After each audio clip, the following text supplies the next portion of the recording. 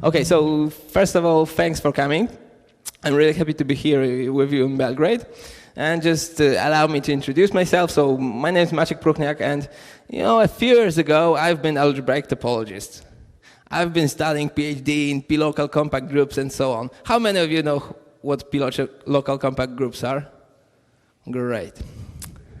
So, because, I stopped doing that and I don't remember a thing.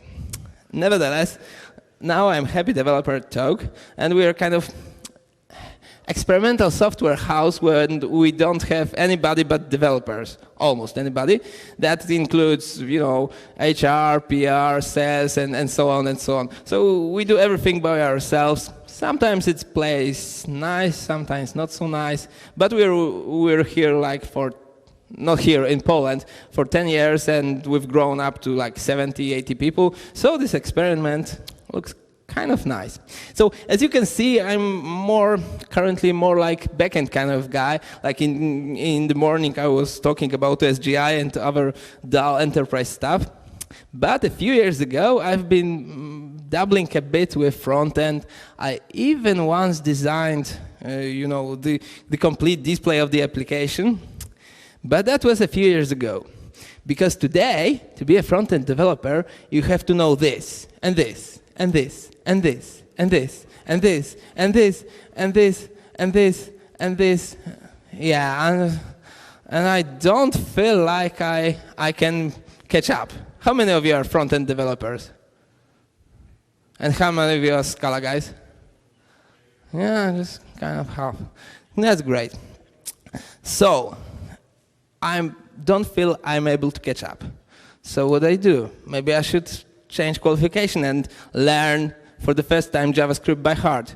But then I remember this photo, right? These are two most famous JavaScript books. This is, again, quite famous photo. And on the left, if you can see, this is Doug Crockford's JavaScript Good Parts. And on the right, this is JavaScript Complete Guide, right? So that says a lot of it. Yeah, so okay, let's try not to touch JavaScript that much, although it's pretty nice, powerful language. So options do we have? A few years ago, again, I was pretty fascinated, and I'm sure some of you were also pretty fascinated by the thing called GWT, right? How many of you are using GWT? Still somebody. That's great. That's really great. Because GWT was kind of interesting attempt to bring Java to the browser, not by applets, right? But by compilation. In fact, pretty interesting things can happen. At my company, we have a guy who's writing massive something strategic game online. This is written in pure GWT. And you have, isomorphic views, all these menus and stuff. So if you want to remember something, you can remember that. There are some kind of pre-alpha, eternal pre-alpha, I would say, but this thing is really impressive. So that's what you can get from compiling Java to JavaScript. But nevertheless, GWT had some problems, like very, very long compilation. Actually, this is output from our GWT compilation, like 72 permutations, compiling for all the browsers. In fact, I bought this laptop just to be able to compile that project, because this is the only project that needs 16 megabytes of memory and SSD and so on to compile in reasonable time. So I believe that GWT is not so kind of fashionable anymore. But where does it leave us? Well, in fact, it leaves us here with Scala.js. Because why I'm here, not deployed too much Scala.js in production? Well, because Scala.js is quite new thing. Just in February this year, it became 0.6, which is called, yes, you read it, Scala.js is no longer experimental. This was announced in February, so this is still pretty fresh, and you can get accepted to the conference to talk about Scala.js. But nevertheless, it's pretty interesting project. And during this talk, I want to show you some kind of easy code examples, so that you can get kind of a feeling how does it look like to code in Scala.js. So what can we start with? We can start with Hello World demo. And that's where problems begin, because this screen is a bit hurry. So we have a project, very, very, very simple project. It says BT build. As for SBT build, if you know that, it's pretty simple. You just enable some plugins, turn some libraries, and so on. And what do? Well, we have hello world. What can we do about it? Well, we can put some fancy annotations. We can define a method. And what will we do? Oh, God. It won't be hello world, come on. It will be hello Belgrade. We put annotated everything. And what else do we need? Here, I don't know if you see that, but that's just SBT console. For those of you who don't know, SBT used to be simple build tool, but I realized that it's totally bullshit, so now it's Scala build tool, okay? But nevertheless, it's kind of interesting thing. Okay, we're compiling. What else do we need to see Scala.js? Well, it turns out we need a browser, right? We've got one here. I refresh and don't know if you see that, but it's here. It's Hello Belgrade. Yeah, excitement. Good. But still, we can do better. What we can do, well, the first thing you can do when you code in Scala, you have to know what to import, not to remember everything from my head. I prepared myself some cheat sheet. So hopefully everything will be okay. So we're gonna do some templating and throw the stuff to the DOM. What do? We make a div. What can you put inside the div? If you know Jade, you'll notice some similarities, like kind of DSL-ish style, but for one thing, no white space, no important white spaces, right? Okay, so we'll do input. What? See, I've got my IDE, and everything is type safe. More or less type safe. At least the attributes are type safe. What else can we do? Maybe we do a button. Click me. Right, and what else HTML tags can we have? Like span. This is value. And if we have a button, then probably we'll want some action. And if we have some action, there's gonna be a function, right? But what will we do? And here I'm gonna put on click.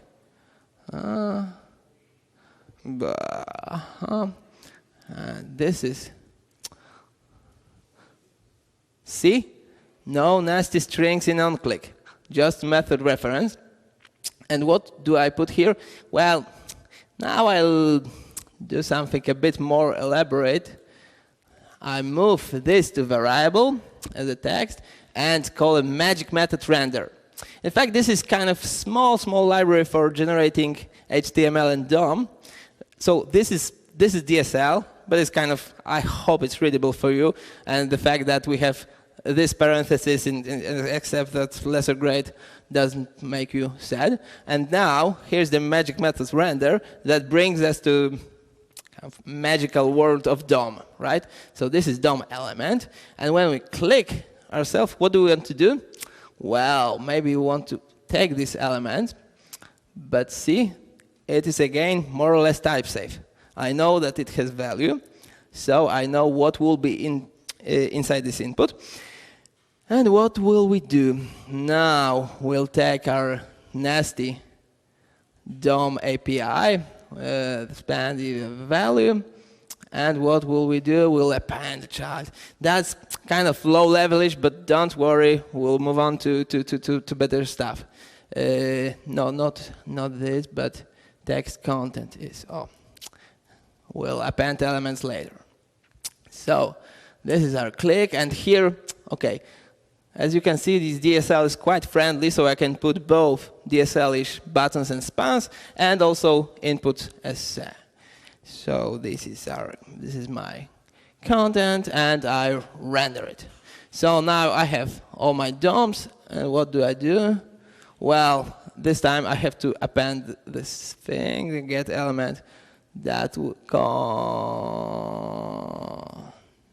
content, and now append childlike content. And let's see if it works. Here SBT magic is happening, so compilation is somewhere in the background. Hopefully it will compile. Did you see that? Did you see I didn't refresh anything? Because this is called rapid application development, huh? Yay. Works? Let's see once more. Wow. Again, it's working. So, you see, here inside, I will show you the... Oh, I almost got lost. This is the page. This is pretty simple. And we tell that we want to use our Hello World class and to invoke run method. And here are just some compile libraries. Okay, so, and we use some fancy SBT plugin that runs some smallish HTTP server that detects changes, reloads stuff, and so on. So this is pretty cool, almost just like using JavaScript. But there's more. What happens if I make a mistake? Probably it won't work. Compile, see? Yeah, that's what I call null pointer exception. And now, I think that will be a bit embarrassing for me because now I really do have to reload because something was badly cached and so on. But anyway, here's the stack trace. I click on it. This is the DevTools. And what do you see? Does it look like JavaScript? No, it's Scala. I can see Scala, my Scala sources in the browser. What's more, I can do breakpoints and watch to the JavaScript. Huh? When I saw that seemed pretty cool. But we'll see more. But for now, let's have a quick theoretical mumbo-jumbo. How does it really work? What does this do? It tells the compiler to generate something like this. This is the JavaScript that gets generated, so please don't look too long, otherwise your eyes will get hurt. But what happens? We take the Scala source code, and the compiler produces abstract syntax tree, just like normal Scala compilation, and then the paths diverge. One is normal compilation to bytecode classes, and another compiler plugin can generate some crazy bytecode intermediate representation. It's called SJ, SIR, whatever, right? So these are, again, this is not JavaScript, this is bytecode. And here it works like normal Scala compilation, incremental, macros, and stuff. And what next? We take our intermediate representations, and we take intermediate representations of all libraries that we want to use. So they have to be precompiled by their maintainers, more or less. And we produce one gigantic JavaScript. We just glue together all the JavaScript that comes out. And then we applied some kind of crazy magic called, for example, Google Closure Compiler to generate small JavaScript. More or less small, like 200 kilobytes, okay. But this can be like 10 megabytes or so. And we also generate these source maps. That's kind of Google stuff to be able to see the source in the debugger. So what's important here for me is that we don't reinvent the wheel in all places. We use normal Scala compiler to go to abstract syntax tree, and we use this Google Closure Compiler to perform minification, right? So we use kind of standard procedures. Yeah, but to get to intermediate representations of all kind of libraries, it turns out that the makers of Scala.js had to also rewrite to Scala some parts of Java standard library. Do you know what it is? It's byte array input stream, Java I/O, written in Scala. Of course, it's kind of oversimplified, but I think it's pretty interesting. In fact, on Scala.js page, when you look at that, there's one big announcement. If you want to code the parts of Java library, you must not even look at the code of JDK. because you'll go with conflict with Oracle property rights and so on and so on. So they really have to reinvent the wheel here and rewrite some parts of Java. But it works, at least it seems. What's more, you can use more or less standard Scala libraries in your Scala.js applications. For example, Scala-Z, Shapeless, Macquarie by my venerable friend from Poland. In fact, it's not so easy because, for example, Scala-Z, contrary to what I've written, you have to use some fork, but nevertheless, most of them work unless they use some particular feature. Because when this JavaScript gets minified, what happens? It happens more or less what it happens when you make a garbage collection. We take all the classes and methods that we annotated with JavaScript export, and we see what do they depend upon. And we throw away everything else from the library, standard library, and so on. Just like in garbage collector, right? Everything else is a garbage. That means that we cannot use reflection, right? Because reflection is like being able to look up any object in the heap by its address. That would make garbage collection possible.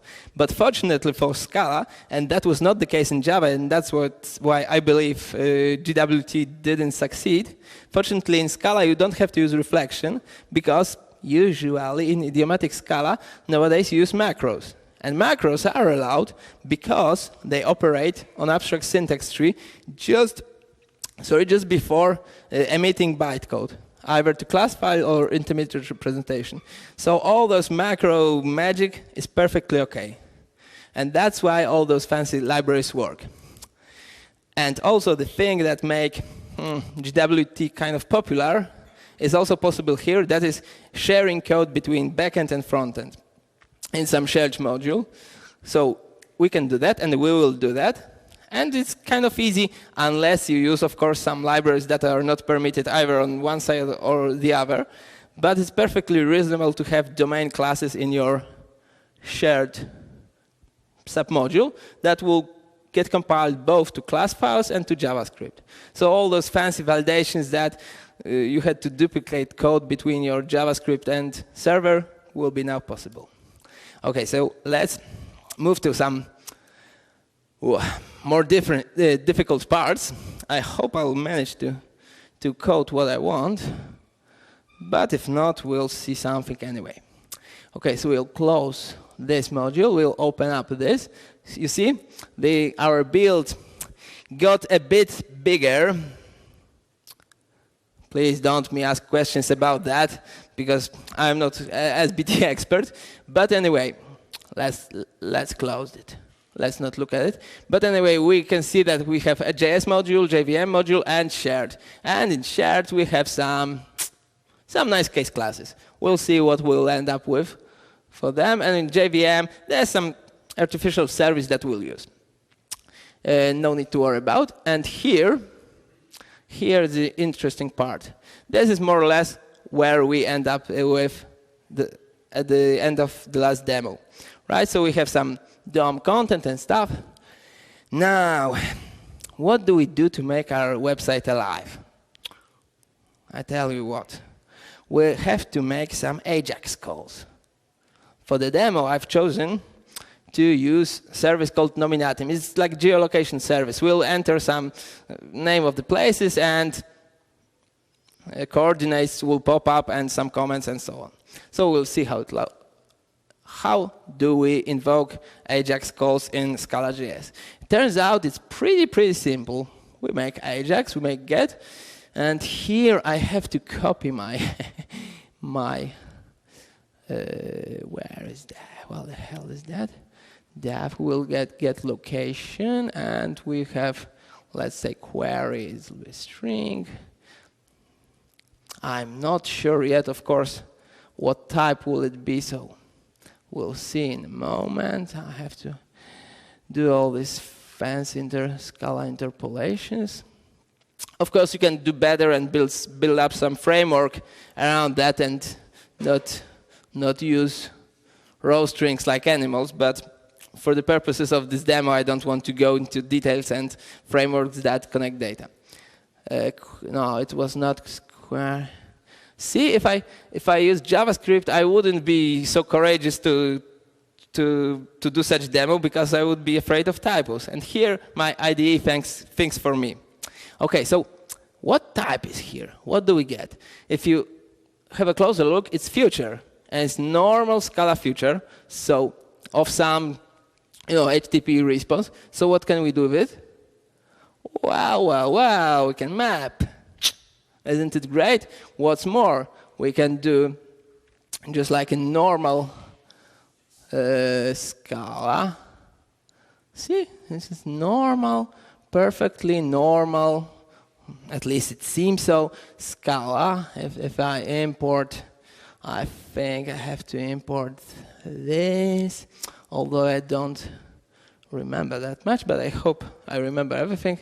Okay, we'll add something failed, right? So this, don't laugh at me. We'll stick with that. So this is kind of, more or less idiomatic Scala code. So now we've got our response string. So what do we do with it? Well, we have to parse it. And it turns out that there is JSON parse method coming from JavaScript, but we won't use it because we'll end with JavaScript dynamic hell. So what else do we do? What else do we use instead? We use some other library. In fact, most of those libraries were written by one guy. But they are small and they work. It's called upickle. It's, again, really simple serialization library that was written just for Scala.js, just to avoid all this reflection, be small and portable. So we'll take upickle and we'll list of geolocation. No upickle, but read, sorry. And that, I think I have to do it this way. And if we were so successful by mapping maps, let's make one more. And we've got head location. And here we go to the option of geolocation. If we look at that class, we can see that it's normal case class, just annotate it with some pretty standard annotations that map names of fields in JSON onto our variables, right? We don't want a variable with underscore, come on, right? Underscore in Scala is for totally different things. So this is it, and why is it moaning? What is it for? It's future, okay. This is so true. In fact, if we, I forgot to invoke constant compilation. In fact, it will, oh, come on, I have to import that. Okay, probably I have. In fact, I think it won't compile yet because I have to go with some other imports. As you probably know from Java, you have to import some implicit to make things work. But this time, oh dear, I pasted it to bad class this time. This time should be better. Okay, so we've taken the content, we've parsed it. But we can still do better than that. Now I'm going to show you how far can we go with writing kind of, nice idiomatic Scala code, because we'll use Scala-Z, infamous Scala-Z in the browser, right? That's a little bit kind of fork, but it works in the same way. So now that we have a list of our locations, we'll take a comment for the first location. And what do we do? Wow. If you don't know Scala-Z, don't worry. Everybody hates that, more or less. But don't worry. So again, we do some normal operations on Scala futures. We'll take location, and now, oh dear, I forgot that I wanted to have separate functions for that. So I'll copy that just now, and we'll do. We're in Scala. We We can define nice functions, and well, like to get geo. No, that will be list. I'll go with list of geolocations. I read that, and I'll cancel that, cancel that, cancel that. Okay, so it's kind of better. And now I will get data from my local server. Where is that? It's in my import list. And this is our local command server running on some Ekka HTTP, whatever. And we're getting data from there, from the local host. And here I don't want any stinking data. I want, what do I want? Location, name. See, it's nice RESTful API. And where does this leave me? I got the data, and what type of data? I have to annotate, of course, a list of comments. And where does this leave me again? I have a list of comments, so I want to glue it to my location. So I'll do this against map location. What? This location, and I had added a method to add comments, right? So it returns a list of it returns location with a list of comments. So everything is normal Scala. Please believe me, right? And we're here, but unfortunately it doesn't compile yet. It's saying some crazy ScalaZ operation, so we have to. Don't worry about this run method. This is ScalaZ. This is kind of crazy magic. But nevertheless, in this code, we take the coordinates from Nomitamtim, and we take comments from our local comment server. And this looks like normal Scala code. And where do we put that? Probably here. Probably here when we clicked on our button. So this is search is input value. And what we do next? We invoke our function getLocations, right? And this is search. And let's do something simple. For each, like, I don't know, maybe location. I just don't want to think too much. I will just display that. Maybe location to string. And it compiles or not. We're waiting. Oh, see, my compiler is still moaning. Why is that? Oh, that's no good. And hopefully now it will work or not. See, it's working very hard. This is true. But let's see. Now that will be the real internet connection test.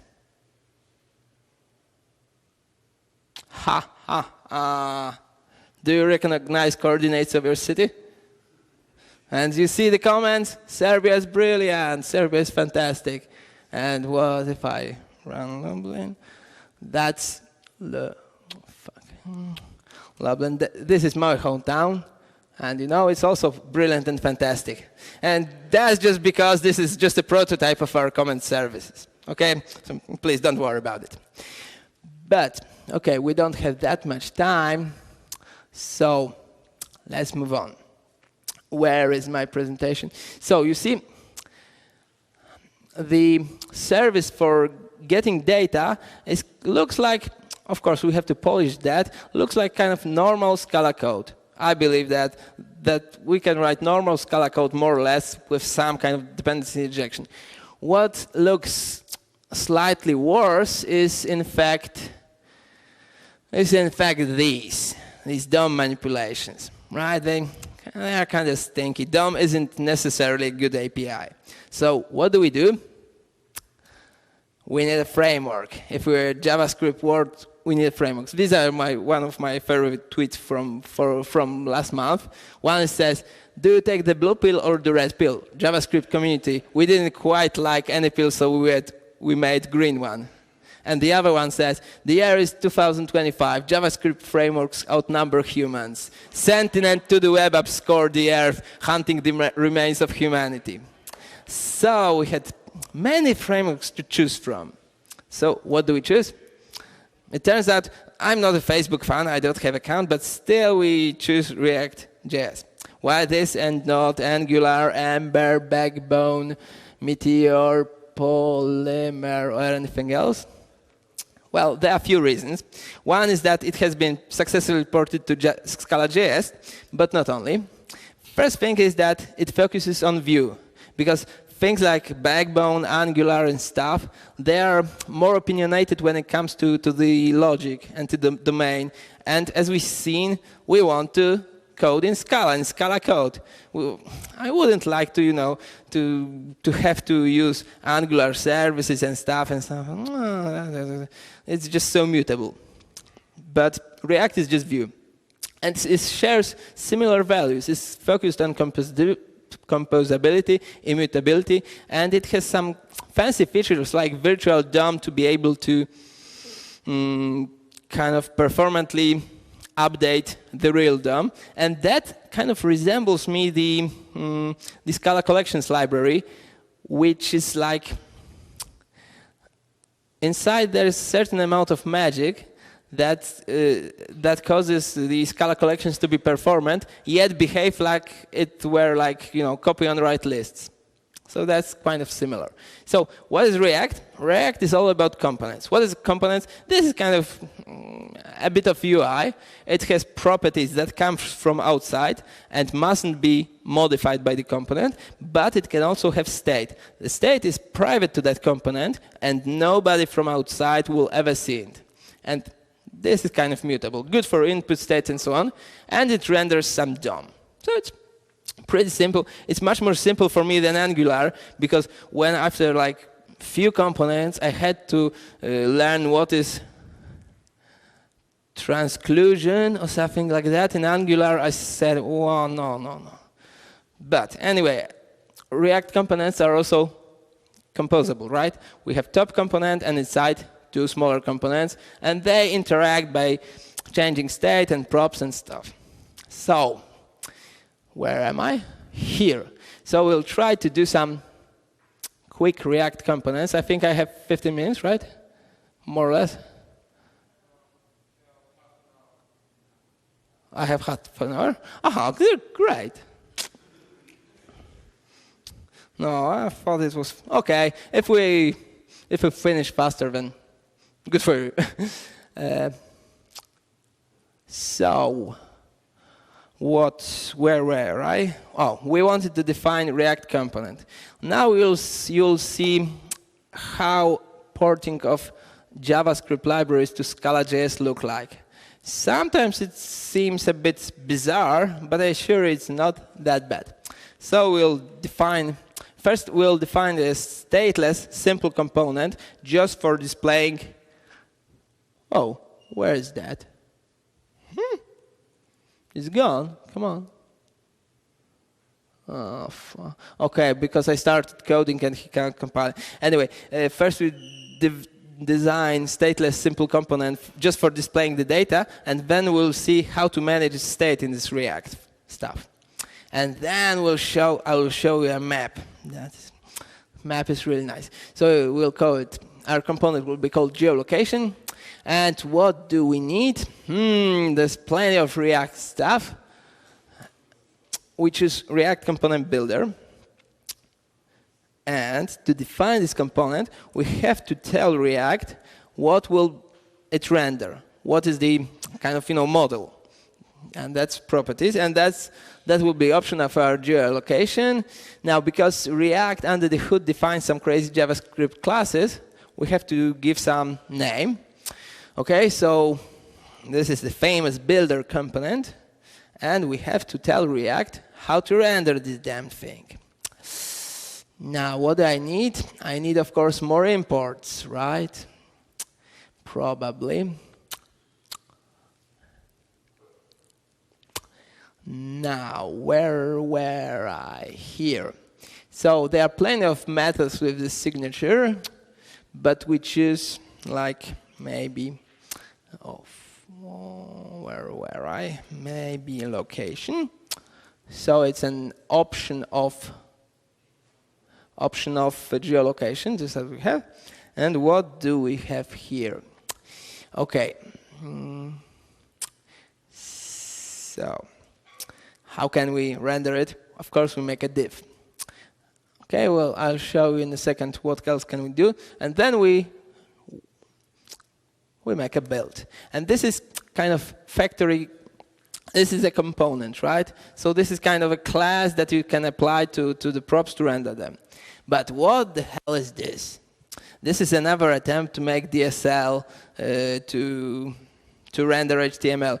If you know React, you know that it has also some custom DSL to render DOM. It's called JSX, something like that. But here the makers of React Scala.js decided to give a go with some fancy operators, not to pollute the namespace, because they thought, aha, we can do methods like div and span and so on, but then you wouldn't be able to make variable like div, and that would suck. So they made their own kind of namespace. And what can we do with that? Now, it turns out we can do pretty interesting things with that. For example, if the stuff is empty, we can render stuff, sorry, no results, right? Yeah, I remember the order. I always forgot if it's this way or the other. And if it's not empty, we'll go like, again, this is just Scala DSL, normal Scala code. I know I repeat that every time, but this is really great. So we'll make a div, and inside, what will we make? Maybe some bold, location name, and then lo and behold, we'll make a list, an HTML list of what? Of comments, right? And we map that and with li. And this is the place when I begin to be lazy and I do to string, okay? So this, okay, maybe it doesn't look exactly like HTML, but I think, of course, if you know Scala syntax, that is more or less readable. And the more kind of static HTML we will have, the more HTML resemblance we will have, right? Because here, okay, it's one good thing is that's normal Scala DSL. You can use all the Scala goodies, functions, implicits, and so on. But on the other hand, it's kind of looks more like HTML than anything you would be able to reach in GWT, at least for me, right? So we've got our component. Where am I? And what can we do with that? Here. This is my maybe a location. So I have to invoke some React method, and that exact method is called render, and it takes two parameters. Like one is, I think one should be my component, but this time I have to create an instance of that with the properties. So what are my properties? Here it's maybe location, right? The stuff that we got. No, not really. And the other parameter is the DOM, and this I don't want. And the other parameter is the DOM element that I want this component to render on. Oh, that's the one more parenthesis. Okay? So here, not much happened. But we'll see if it works. Hopefully. I would rather refresh it by my... something's happening. We'll enter that again.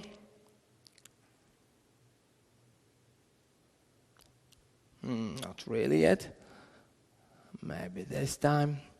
this automatic update, it's better, right? You see that it is more or less the same that we wanted it to be, right? The ball, the list, and stuff. And when we take a 5, not yet, much yet. So if you see that, you can see that this is how stateless components work. I can do, or later. But now we will have to make a state, because now our website is pretty nice, but again, the problem with websites is that it has this user who clicks the buttons, enters some inputs, and you have to process that, and you have to have state.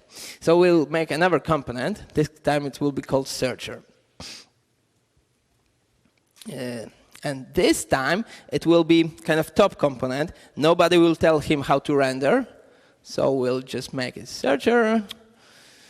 And now, if it's stateful component, then probably we need some state. And what is better for state than case class? So our first element of state will be the query that the user inputs, and the other will be current. That is current location, right? And what methods do we have here? We set the initial state because we have to start with something, right? So our initial state would be empty string, and of course, what option empty? And it turns out that we will need something more, but we'll see it in a moment. And this time, unfortunately, we have to, how is it called, scope, I think. We have to use some more elaborate render methods. But of course, don't worry, we'll start with div. And what will be inside? Well, probably there would be some input, right? And again, this type will be.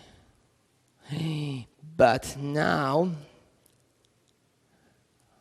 see, in the background it tries to compile and compile. If I use this DSL, I have to make further adjustments. So it is input, and of course, where does it leave us? It's button click me. Okay, and we have a button, we have an input, and in the end, what do we have? This won't be any ordinary HTML. This will be our geolocation component. But where do we get this current location from? Well, we take it from the scope variable. It has state, and here we get current location. It will mostly work instead that we don't have onClick. Yeah, I know, thank you. We don't have onClick. So what do? The problem is that, in fact, we're not really sure where to put the methods. In native React, we would put them into the class that we define somewhere on the fly using, oh, no, stop that. Okay, just let's ignore him, sorry for that. Comments, location, comments, where, right, okay. So, but in Scala, we need another class. And this time, it won't be case class, it will be called Backend.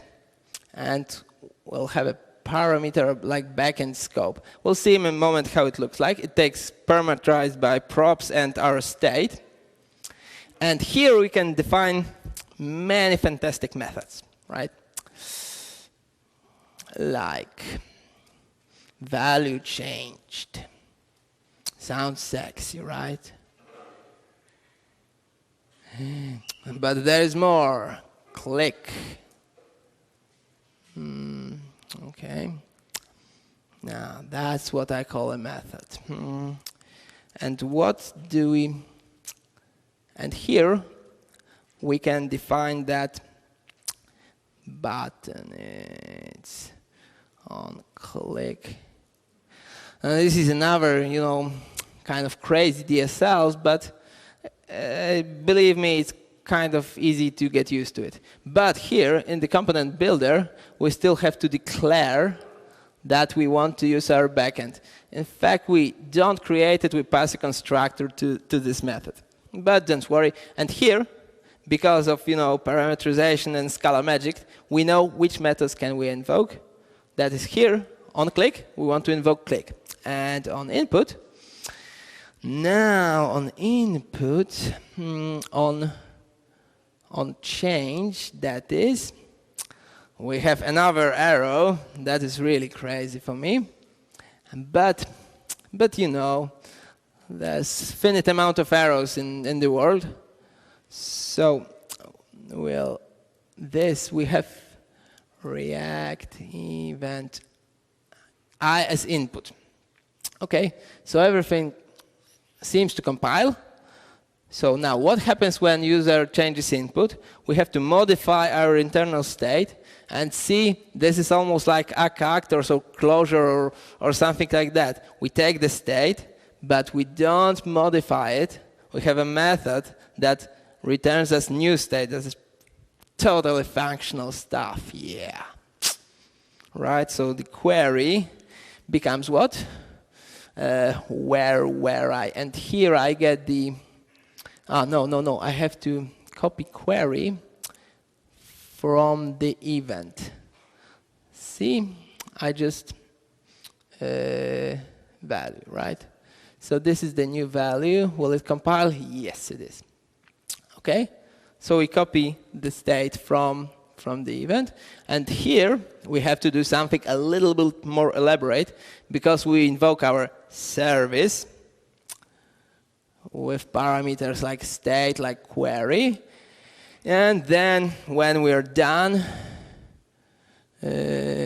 maybe location, for example, we do what?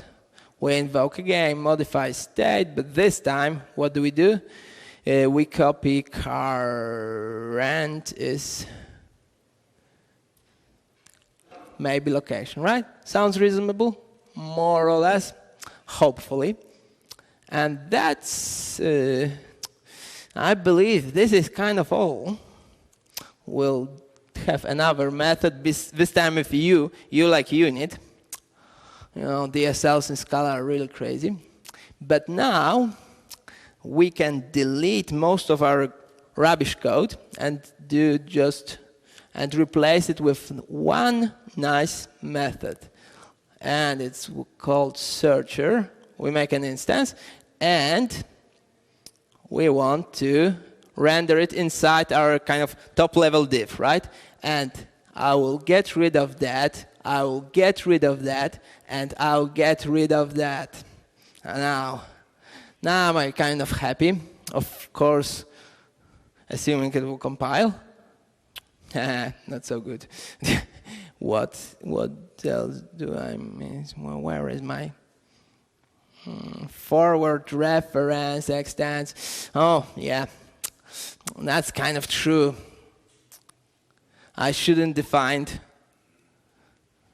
my service after its user. Of course, we should have, some classes, injection and stuff, but not today. No, where am I here? This time seems to work. See? It says sorry, no results. Just because we have that. Okay, I don't believe you. I will restart you stupid browser. Okay, it works. And now, our code looks a bit more reasonable, right? Because this is the React way of doing stuff. And if you look closer, you'll see that it will compose better if we were to define more elaborate UI elements.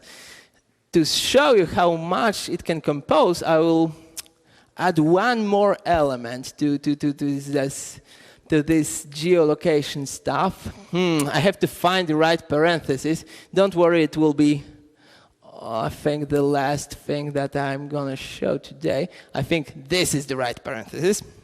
And I prepared, I wouldn't dare to make that stuff kind of, live. So I prepared one more thing. No, why don't I have? Should I go here? Yeah, location, and I'll pass lone lat, and we'll see what happens. Bang, bang, bang, compile, compile, compile.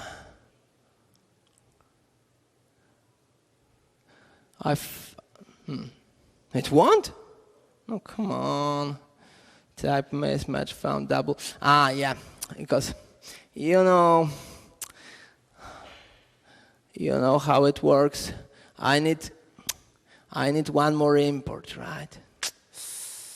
But this time it's like open layers. Because the library that I'm using, that's open layers, is really fantastic, but it uses some crazy geographical coordinates. But this time it should work. Bam, bam, bam, bam. Oh.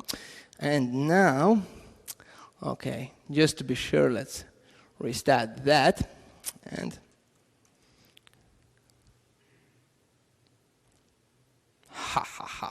see? And when I slowly, I'll show you where my hometown is. So it seems to be here. So it works, right? We've used just some kind of real hardcore JavaScript library that is called OpenLayers.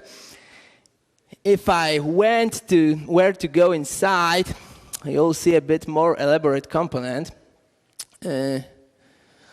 Yeah, this is kind of longer, and here I use some more fancy React Lifecycle methods, because this component is the place where stateful, mutable JavaScript library have to be converted to some immutable React component. So some strange things may happen, and you have to know what you're doing. But once you do it, you can use it just like we did here, right?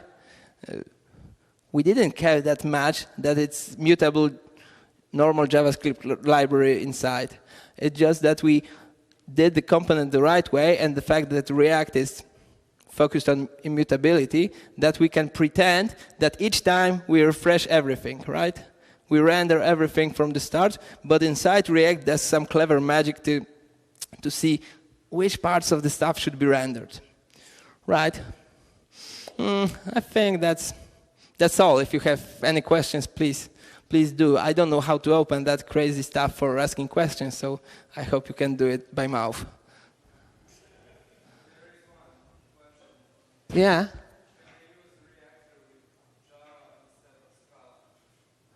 Can you use React Java? How? Yeah, if it's a question whether there's support of React.js to GWT, then I don't know, but I kind of doubt it. Yeah. I mean, I don't believe that this is possible, but people do crazy things.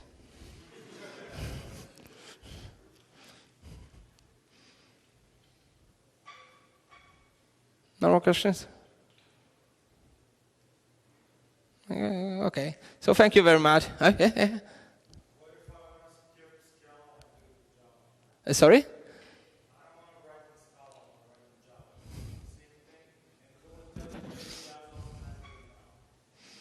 No, well, if you want to use Java, then you can't code in Scala.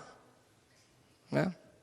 But, I mean, what do you want to use then if you want to code in Java? I mean, all the stack is pure Scala, right? Starting from SBT, ending at all the libraries, right? And all these compilation steps that I've shown you, these works just for Scala. For Java, it would be, they would have to rewrite everything like GWT, right? Probably. So, no, unfortunately, if you are in Java, you have to learn JavaScript, right? It's also have Java in name, more or less, or we can use applets, right? No, but seriously, I don't really believe that it's possible.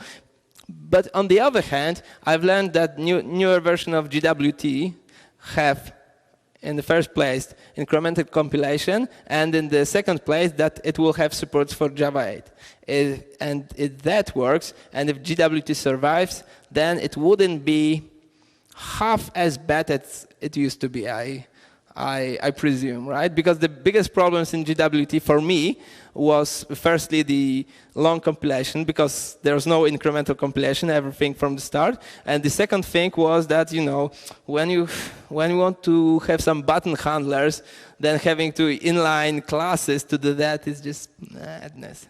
And you have lambdas, it's far better. So maybe you'll have some luck.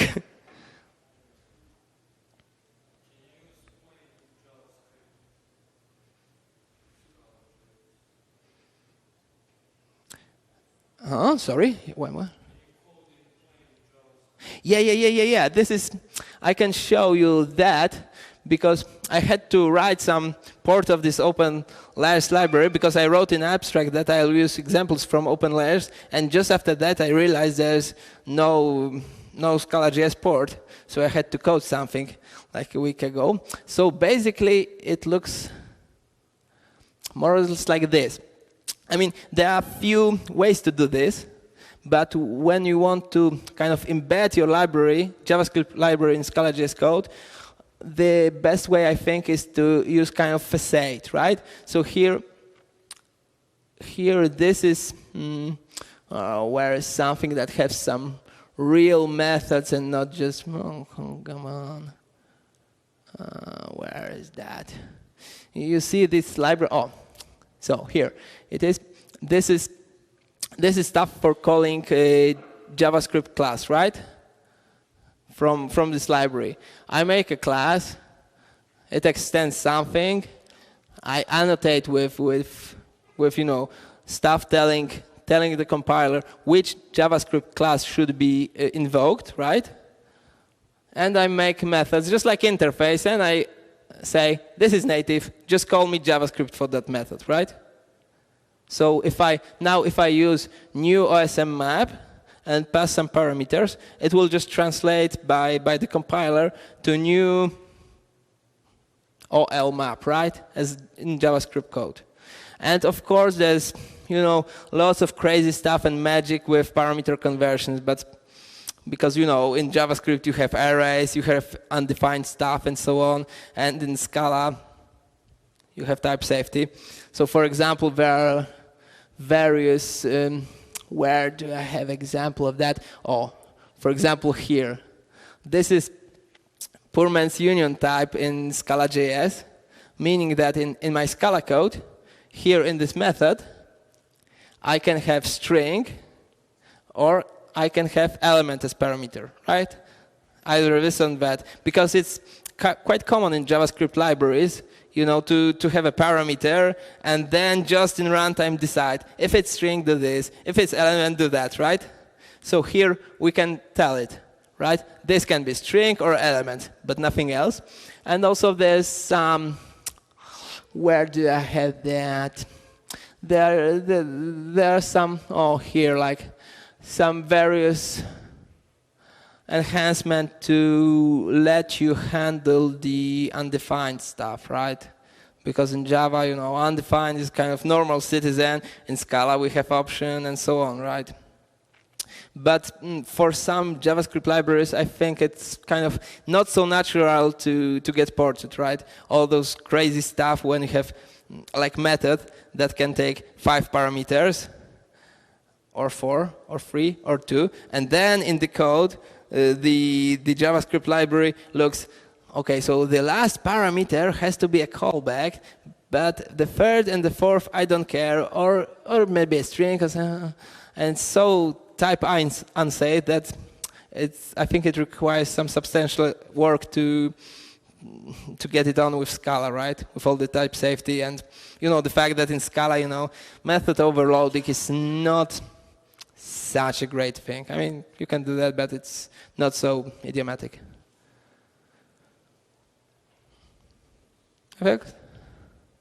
Okay, so thank you. Thank you very much. And let's have a beer.